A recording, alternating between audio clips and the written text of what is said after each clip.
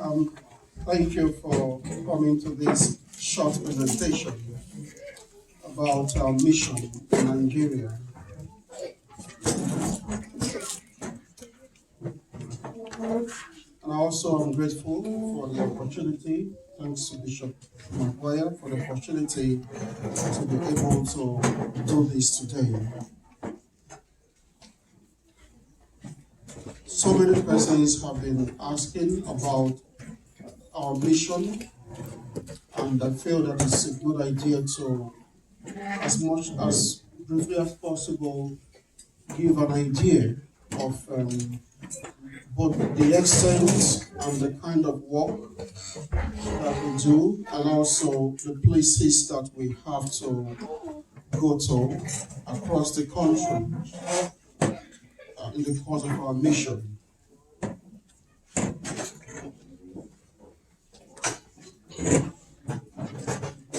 Before I explain what we have on the screen, I think I'll just give a preamble, that's a summary of the history of the caliphate in Nigeria. First of all, Nigeria is 11% Catholic. That is the novel. If you, of course, we're talking about the Novus Ordo. 11% of Nigeria is Catholic, and this is about 25 million persons out of a total population of 230 million. So just about 11% Catholic. And there are three major religions. We have the Islam in the north and parts of the south, and then we have the Catholic, which is, like I just said, now of course, unfortunately, the Novus Ordo, and then we have the Protestants, and then we have pagans, that is what we call traditional religions, but they're all just pagans of different sorts. The first time the Catholic Church came to the country was in the 15th century with the Portuguese, but they didn't have much impact. When they came, they set up missions, but the missions disappeared, in the course of time. And then in the 19th century, the Society of the African Missions, which were mostly French, came from Lyon to Nigeria, and then they set up, vicariates, and then by 1870 we had 3 archdioceses in 3 parts of the country. In Lagos, which is in the south, in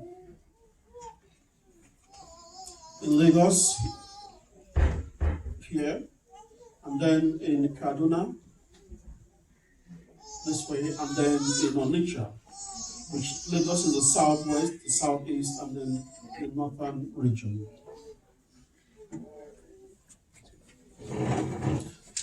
Now, after they came, then we have the Irish, that is St. Patrick's Society.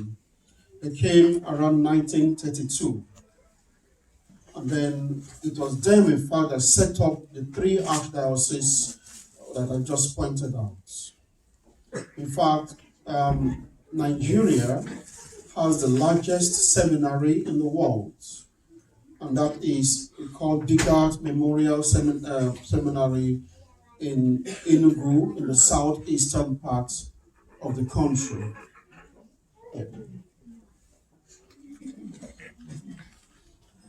Now, having said this, I also have to point out that when the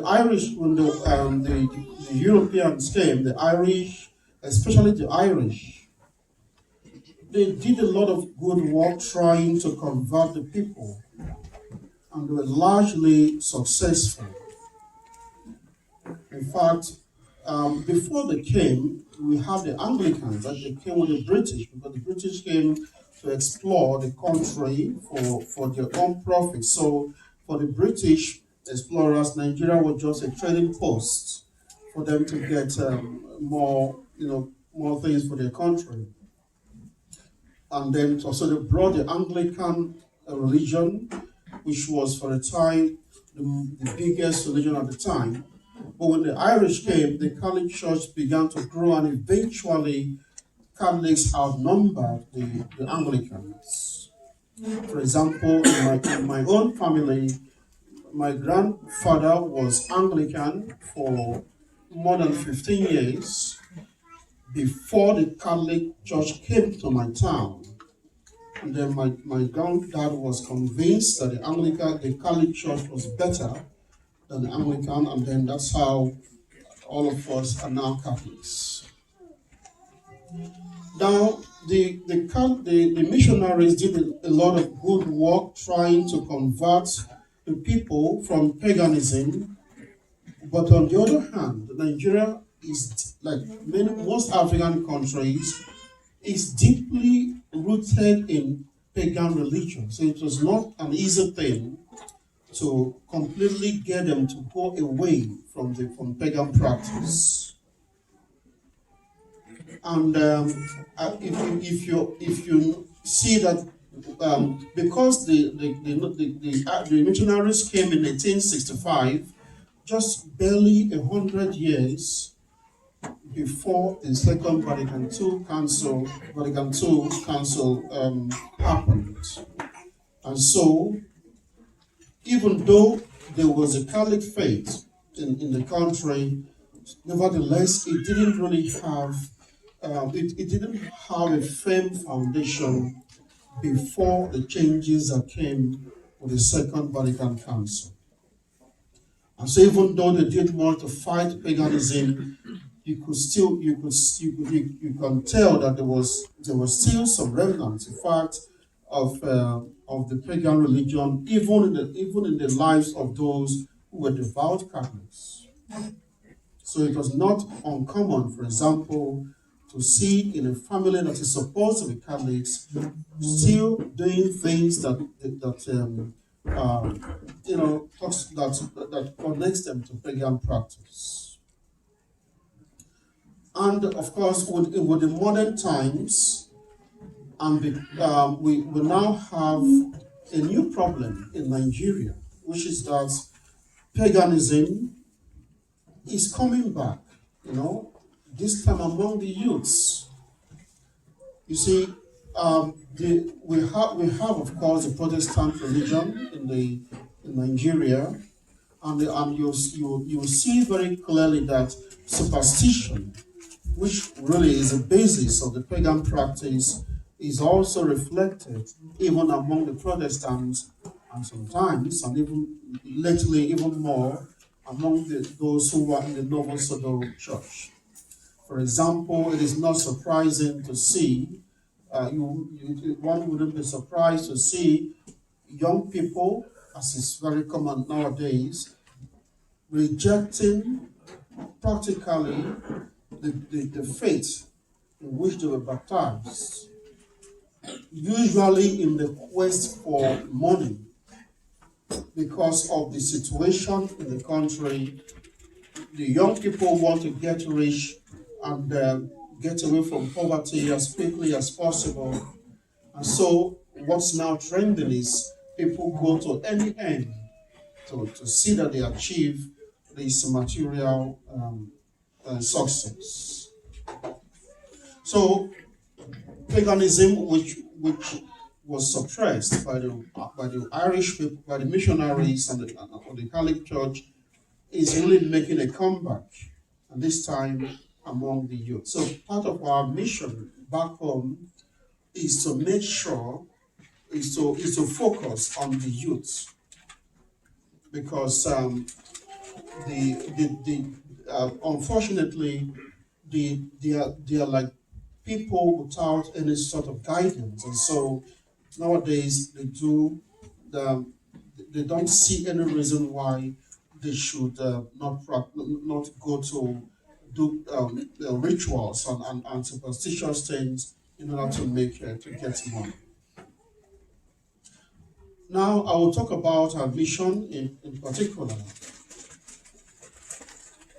We have 4 separate, what I would call, parts of our apostolate. So of course we have the missions spread across the south of the country. And this is the northern part, and this is the capital city of our country. Our missions are mostly down this way, from here all the way to this place. We used to have a mission here, but the people here have moved away. They are young people, so we no longer have people there, so we don't go there anymore. Also, we used to have a mission here, but it closed because for some reasons we had to stop. Although we just have one person or two who belongs to our mission from here. So what they do is that whenever there is an important event, when they can, they travel down to any of our missions for the sacraments. We have also, secondly, an apostolate of helping the poor that are among us, and thanks entirely to St. Gertrude and Bishop Dolan. As soon as I came to Nigeria in 2014, Bishop Dolan began to support the mission, and also since then, St. Gertrude has been given not only support for the Lord, but also for the poor that are among us. We have the seminary, which consists of currently 7 major seminarians and 3 minor seminarians. You will see the pictures in time when we get there. And the seminary is located down here. This is close to the Atlantic Ocean. The seminary is just up here, just on this spot here, which is the capital city. This is called Akwa Ibom State, and this is the capital of the state. And then we have school for children in one of our missions, and the school is located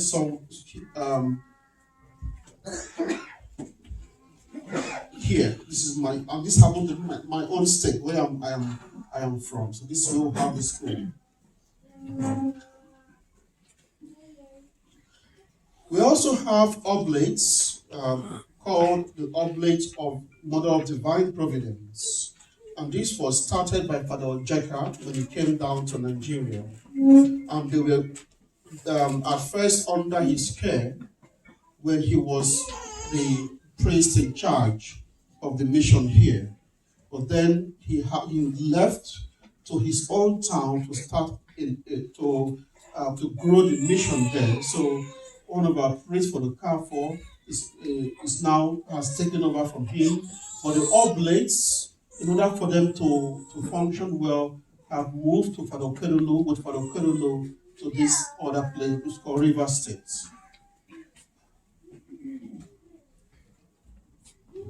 There are about 12 places where we have masses, but the numbers are not evenly distributed. We have 4 principal missions.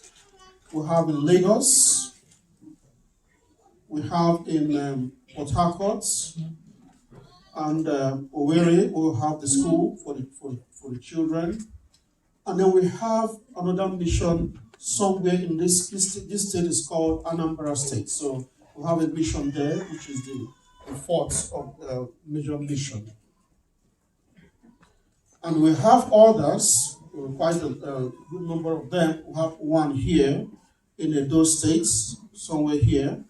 We have in Enugu State, in this town. We have about more than, say, 4 or 5 in Father Ojeka State. And interestingly, even though we have one in the capital of this state, Father who lives somewhere up here cannot easily come. It's further for him than for the seminary, which is located here. So we, rather the seminary, have to tend to one of the missions in his state because it's closer for us than for him to get there. And then we have two missions in Lagos, one in, about 4 in Cross River State, and in fact there are 12 of them in all. Now, just to give you an idea of the extent, how extensive or how far the missions are from themselves. I'll tell the distance. For example, sometimes we have to travel from place to place. There was a time when I had to travel from Lagos. We had a call that somebody was dying in the mission somewhere in this state. And so they called us the night before, that was on a Saturday. And then on Sunday, I went with the seminarians. Immediately after Mass, we drove all the way, like this, all the way to this state. And the distance from here to here is about 327 miles.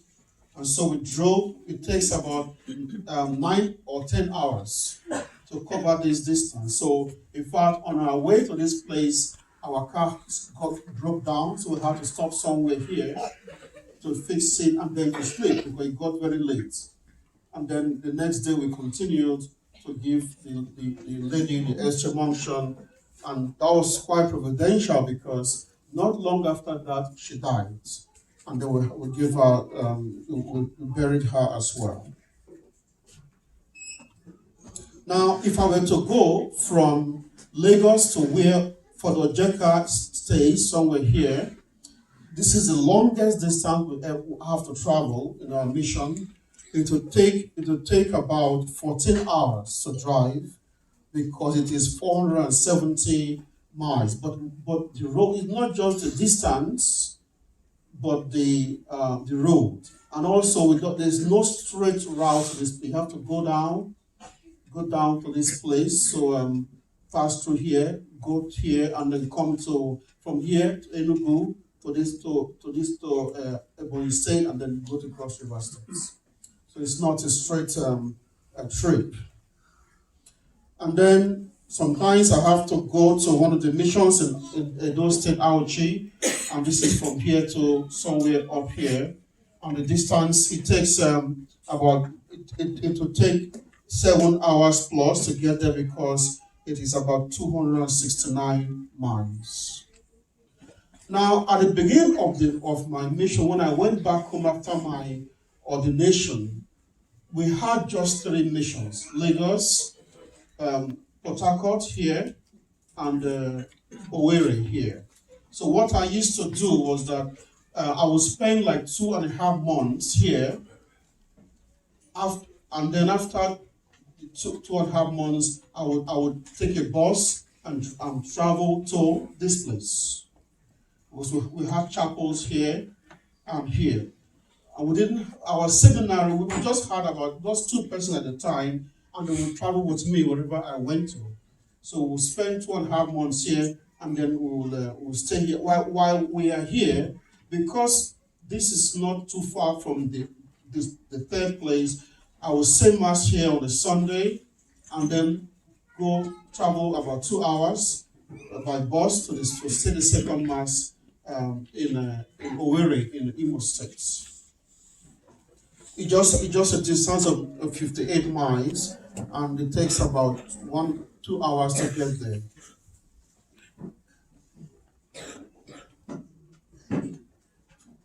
So the distance from Lagos to Owerri, it takes about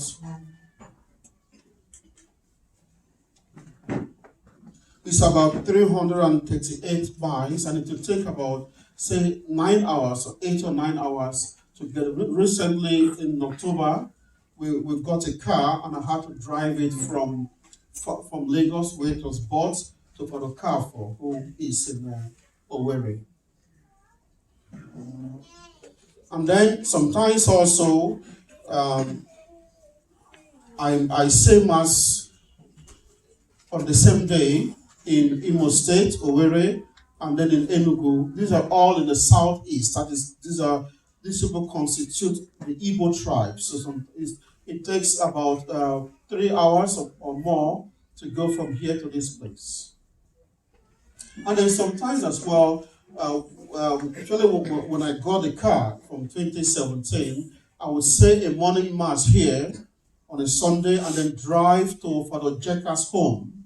Then he was here, he was a seminarian here to say a second mass. Usually it took 4 hours or 5 hours to get there.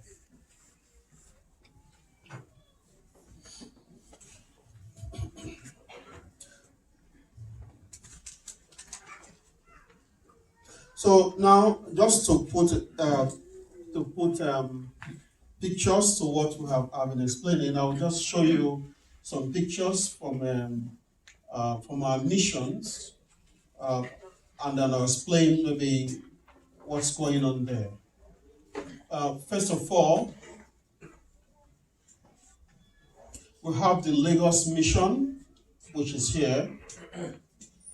And this is for the one of the servers. This was during the October devotion, and that is where our first mission was in this place in Lagos. And then this is Father Kerulu in one of the smaller missions in. This is also Lagos. I think this is further when he came to Lagos in August. He had to just stay for a while, and then we have this is just an idea of okay. I didn't explain the seminary. So this is okay. We have the seminary. Even though there are 7 seminarians, 5 of them stay in the seminary proper, whereas this one stays with Father Kerulu in River State. I showed Port Harcourt to assist him. And this is Father Carfor. He stayed with another seminarian, Emmanuel, who assists him too. This is the seminary. In fact, this is actually my room in the seminary. So we have a classes. So because they are spread across the two seminarians are not together with the other ones. Whenever I have a class, this is me. We have class. I have class with all of online. So this is for the Benjamin Ishiaimo, who is also. They were both ordained in January of this year. So this is just an example of what our online class looks like. This is the class on we're studying moral theology here. That's why there's just 4 of them.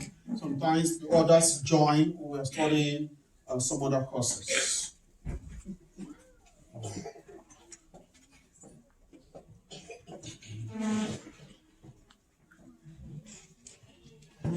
Okay, this is Father Ojeka. Just before he left, this is from our chapel in Owerri, and these are some of our children. There are 25 students in our school, and they were coming to greet him because this was his last day before he went down to his own town, his own state. So after here, he left, and Father Carfor, which I showed you before, took over the mission. And then this is Father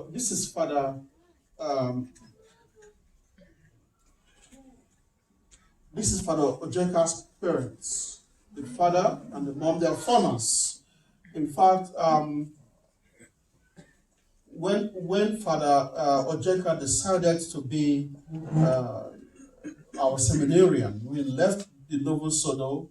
His mom followed him, but his dad, because he had a position in the Novo Sodo parish, he was not able to leave immediately for a long time. So when I would go to his house to say mass, and then the dad wouldn't, because of fear of the people will tell him, he wouldn't participate in the mass.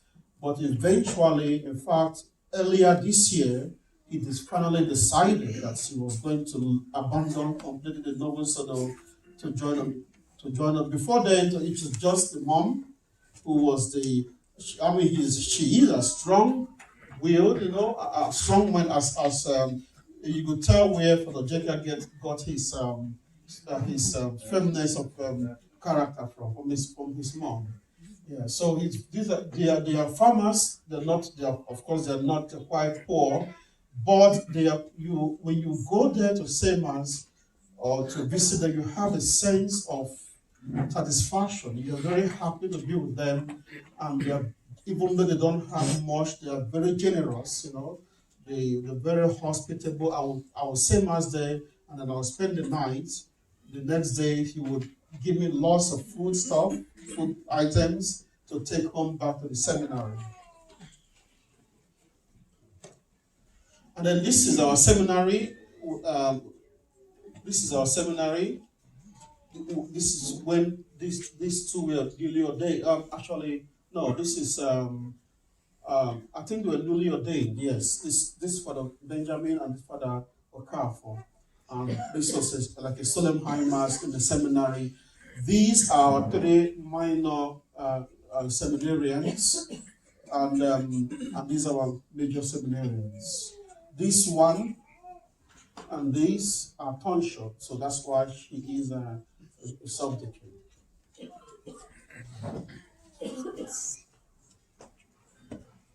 This is a typical exam day in the seminary, as you can see, and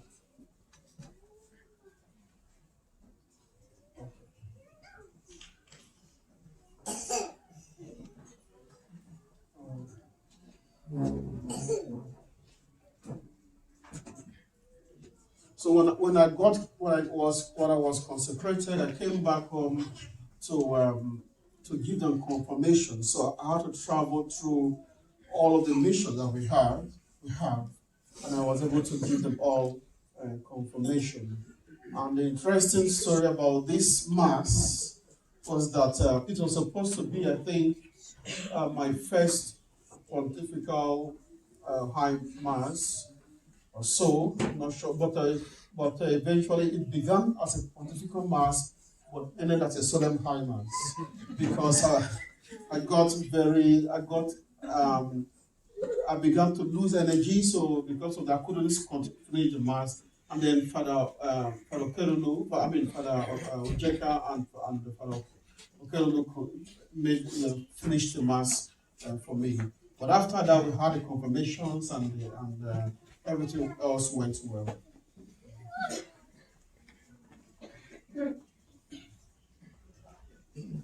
Now, this is Father going when he was, so we have a monk. This is a monk. He used to be in a mission close to Owerri, the last picture I just showed you. But eventually, it was decided that it's better for him to move with Father Jeka to assist him in growing the missions in his own home state. And so Father had to drive for about 8 hours to come and pick him with all of everything he had, and they drove back again to the hometown. So his name is Stephen. That is his name. Before he met us, he has been living a life of like a monk, but then he now became associated with us and decided to work with us. Now this is him also holding some of his road. You won't see his face here, but this is him in his farm. You see, I've tried to. Some of you ask me what kind of crops we grow. This is yam. This is yam, which is considered in the south, at least it is the number one, the most important or the most prestigious crop that we grow in the south in Nigeria because it can be used for so many things. For many things. Now, this is the monk in his farm. He was showing me the produce from his farm. What he used to do before he left to join Father was that when he harvests his crop, which he's being a very strong man, he cultivated a large plot of land and he would process the food and give to us very generously from his farm. Now, this is Father Jeka. I will explain this picture. Sometimes he goes to, he went for a mission in a neighboring place, but then it rained and he could not drive back across the bridge. Because when it rains, the bridge is a very old bridge. And when it rains, because not all part of the bridge is okay. You have to be careful when you're driving. So if it rains, you cannot tell the good part from the bad part. So you have to wait until the water goes back down.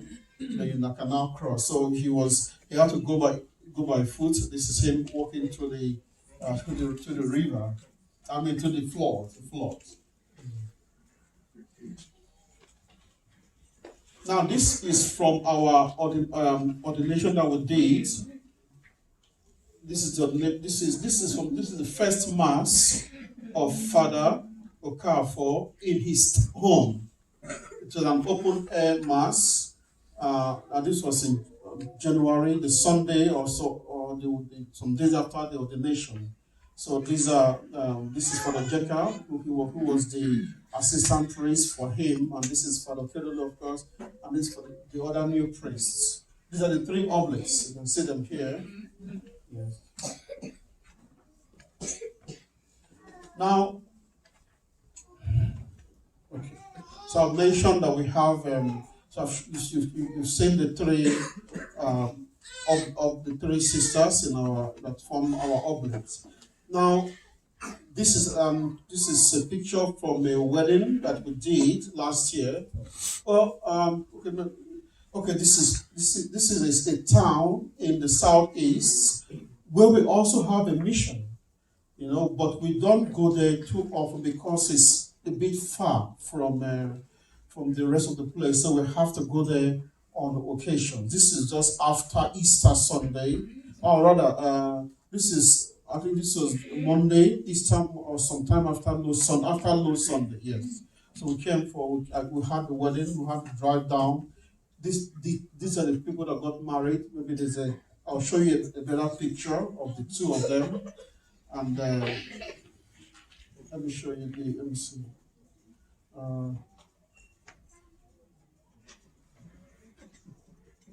Okay. So look at it. The couple, they're not wearing white, as you can see, but this was their wedding day.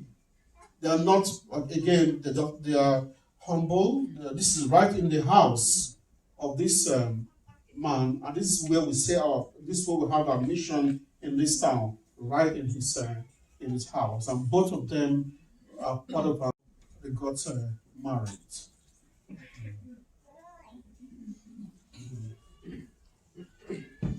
Now, this is Father Jeka. He also has students that he teaches. So these are the people that are members of his, or that he teaches, or not like we have a school in Owerri. He also teaches some children on a daily basis. So he has a school, and these are just the three students that he has. Now, sometime in August, in fact, just around the time of the Immaculate Assumption, we had a procession in Father Jeka's town, which was quite a long distance from the rest of the place. We drove, for example, I myself, we had to drive from Lagos. The total distance, like I showed you at first the map, that this is the longest trip we have to make in our mission. So it took up at least 14, 15 hours, but we had to break it in two. So this we had a solemn high mass on Saturday before the procession, and then on Sunday, this is a Sunday, Father Jeka, because it's his town, we had a pontifical high mass and then a solemn high mass on a Sunday, and after that would be his moms was so happy to witness the pontifical high mass in the open field in her, and she said that, well, she's so happy that she doesn't care if she dies after this event. That she has seen whatever she wants to see in her life. By the way, you can also keep them in your prayer because they are both of them are quite sick. They have problem with their back, both of them, and their knees. Like I don't know, it's a serious form of is it arthritis, but it's quite a serious one. So they can hardly, and because they are farmers and they depend on what they can produce with their hands, is actually a big problem for them. But sometimes Father Jeka goes to the farm to help them. I'll show you a picture of Father coming from the farm.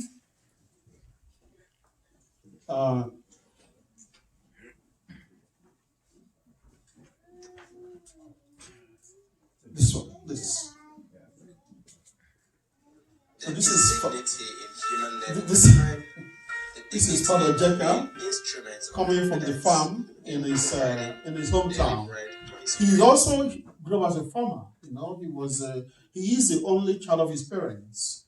They had a daughter, but the daughter died. So since he is at home, even though he is a priest, he also has to assist them because he has been farming from his childhood. It's not really a big thing for him. It's part of what he has always known from his childhood days. And the other picture. This is a picture from the students in the school. This came to visit the seminary on an excursion, a trip. So they took pictures with the seminarians. At this time, Father Jeka was the person in charge of the school in Owerri, so he came one of the teachers. So this is a picture from the visit they made about, I think that was early this year before he now moved to his states. And then we had from the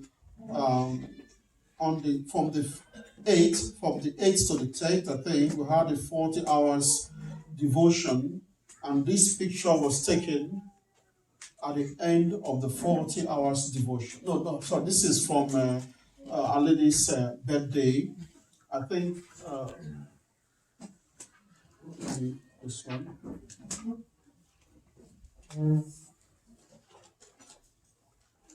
Yeah, this is from the 40 hours devotion. You can see Father. This was just a high mass. This is the closing mass of the day of the devotion. These are children from the mission, some of them, and then you can see the monk with Father Carfor, and there's some of the seminarians. Some people have to travel quite a long distance to come. We have every year we have certain events that we consider a big deal. For example, the procession, the 40 hours devotion, and then the Holy Week. So because we can't do these things in so many places at the same time. People have to travel quite a while to sometimes to attend. For example, this one had to travel for 9 hours from Lagos. This travel for about the same 8 hours from a different state just to attend the devotion. So this lady is in is somewhat related to Father Ojeka, and I think she grew up as a Protestant. Not sure if she was baptized. So when once some years back, I had to. It was Father Jeka's mom that prepared her for baptism, taught her catechism and everything. And eventually I baptized her. And then because we were afraid because of her health, about the same time too, I gave her extra unction at the same time. And then when I went again, I also confirmed her. Now, an interesting story concerning her. She was earlier this year, at around July or so. She was very sick, and people thought she was going to die. And then, this father, of course, always took care of her. And then, at this time, some sisters lived in the same place that father stayed. They're no longer they're no longer there. They're now Father Okorolo. So they prayed for her, and just as though by some divine help, the sickness went. The next day they came there, afraid that she would not make it through the night. She was quite healthy the next day and smiling. But the interesting thing was that when she thought she was dying, her only sadness was that she could not see me before she died. Because no, I only visited her once in a while, so she was very anxious that she would die without seeing me, But of course, I saw her during the procession, and she was quite healthy. She's almost 90 years of age. And then this is from our procession that we did in Father Jeka's town. So our rosary procession, which we did there. And now, while we're doing this procession, the Novus Ordo parish, whether it was planned or not, I can't tell. Suddenly, the people came out and began to make noise. Those side by side with us going the opposite way. Now, again, I don't know whether it was a deliberate attempt to distract us or not, but singing and dancing like Protestant, dressed in uniform or so, and it was really quite, interesting because we thought, maybe they had something they were doing, but what I didn't know was whether they were just trying to do that to cause a disruption or to show that we are not the same or something. And then, of course, this is a picture we took at the end of the 40 hours devotion. So, at the end of the procession that we made in Father Jack. This is the school. This is we camped in the school. They were found places to stay.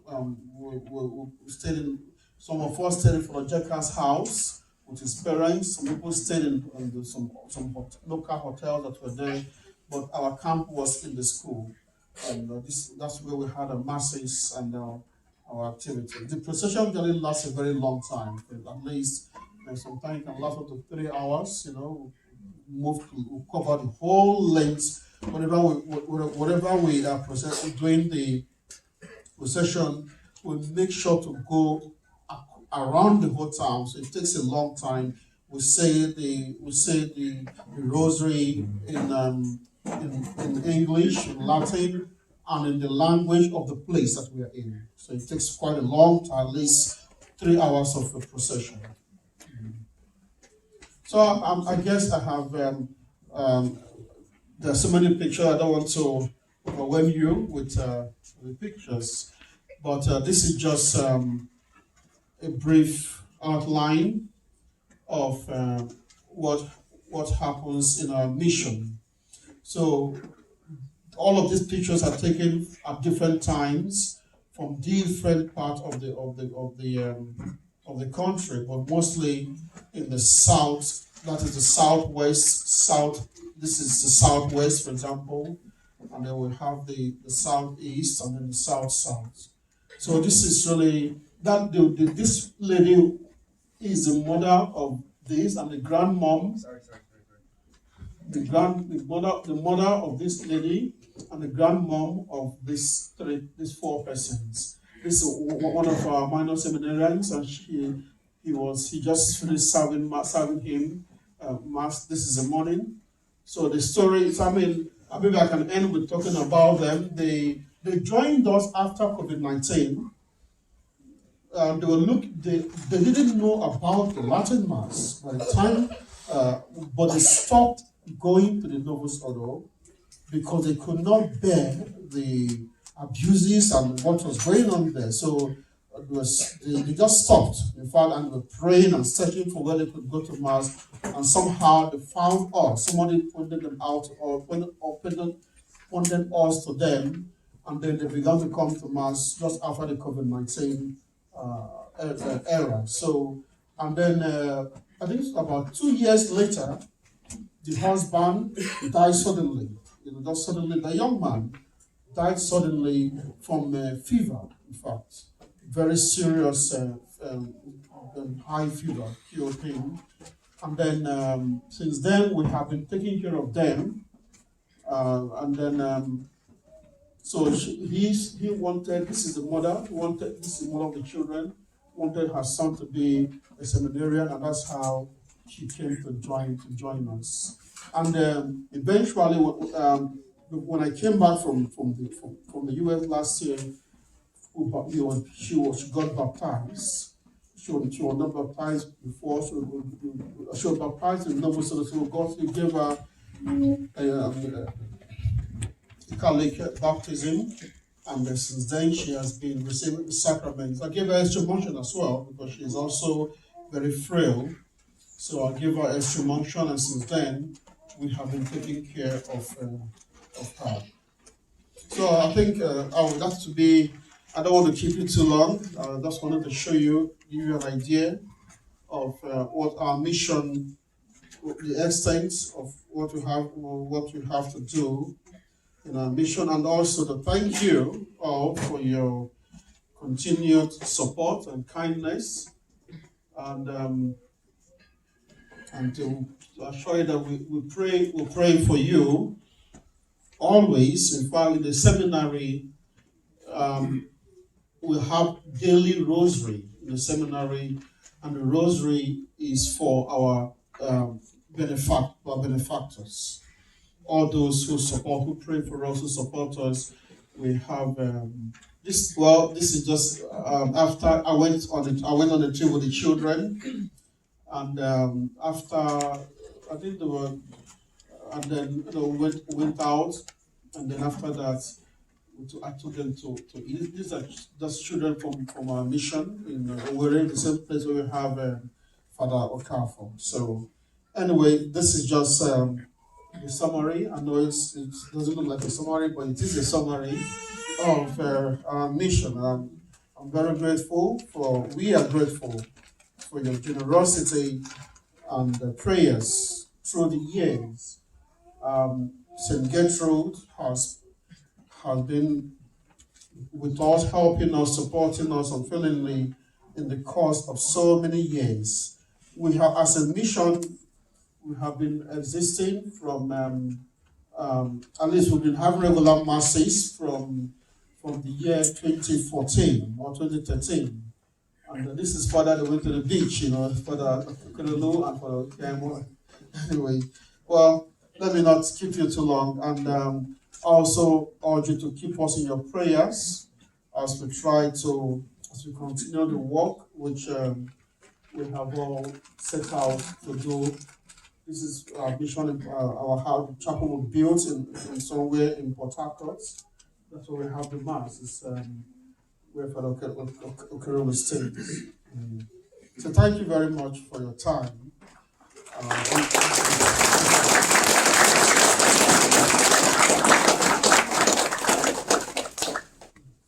Unless you have questions, I'm done with the You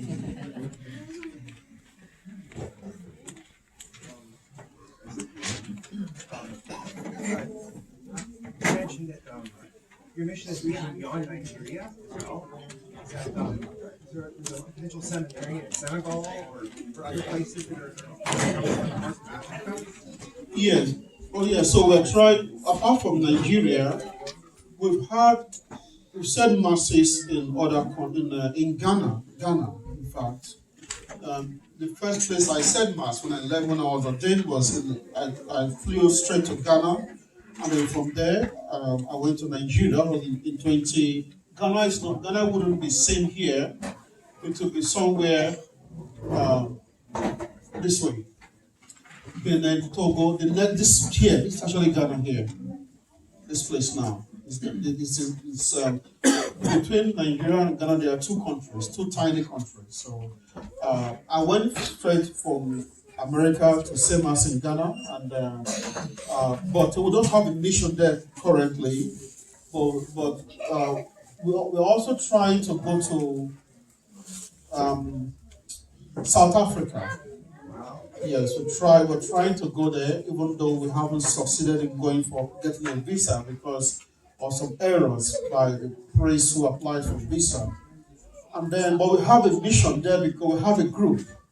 They're just waiting for us to be able to come. They already have a group there in South Africa. And then we have seminarians who are trying to come to Nigeria. We have one seminarian from Mali, which is somewhere in the east, and then one from Senegal, and others who are showing interest. We're hoping, hopefully, the next session to bring in these two young men. And also another interesting thing before I go is that lately two priests, those of the priests or three in fact, have indicated interest to join us, although the first one was not willing to stop saying mass, so we couldn't work with him. But the other one from Cote d'Ivoire, which is Ivory Coast, somewhere after Ghana, somewhere here, he sent me a message that he knows that he's an invalidly ordained priest and that he wants to get trained again. That was such a shock, for us from nowhere, out of the blue. So he said he'll be coming in January to the seminary to begin his training all over again. Meanwhile, some other priests from the old Catholic in Nigeria have renounced his errors and he wants to join. In fact, he should be already in this place. If he's not there, he will be coming there soon. The idea being that he will stay with Father to at least to learn, to have classes, and we'll observe him to see if he's really serious. And eventually, if he goes through the training, he can get ordained. So that's the two thing that has happened very recently.